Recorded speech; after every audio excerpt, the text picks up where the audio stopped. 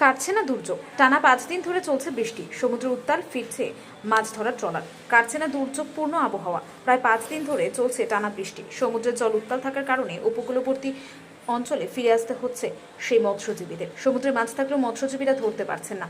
মূলত দুর্যোগপূর্ণ আবহাওয়া এবং সমুদ্র উত্তাল থাকার কারণে কোনো ট্রলারে জাল ফেলে মাছ ধরতে পারছে না, কারণ এখন গভীর সমুদ্রে নোঙর করে দাঁড়ানোর মতো পরিস্থিতি নেই। তাই সব ট্রলারগুলি বাধ্য হয়ে উপকূলের কাছাকাছি অবস্থান করছে। এদিকে মাছ না ধরে সমুদ্র থেকে বারবার ফিরে আসার কারণে ক্ষতির মুখে পড়ছেন মৎস্যজীবীরা। দুর্যোগপূর্ণ আবহাওয়া কাটলেও এবার ট্রলারগুলি মাছ ধরার উদ্দেশ্য নিয়ে গভীর সমুদ্রে পাড়ি দেবে, কিন্তু সমুদ্র শান্ত না হলে কিভাবে তারা মাছ ধরবেন তা নিয়ে এখন চিন্তিত। তবে সমুদ্রে মাছ ধরার উপর সরকারি নিষেধাজ্ঞা উঠে যাওয়ার পর প্রথম 2 থেকে 3 দিন জালে ভালো মাছ পড়েছিল। এরপর থেকে হঠাৎই সমুদ্র উত্তাল হয়ে ওঠে। এখন বেশিরভাগ সময়ই মৎস্যজীবীরা ট্রলার নিয়ে উপকূলবর্তী অঞ্চলে এলাকায় কাছাকাছি অবস্থান করছে বলে মৎস্যজীবী সংগঠন সূত্রে জানা গেছে।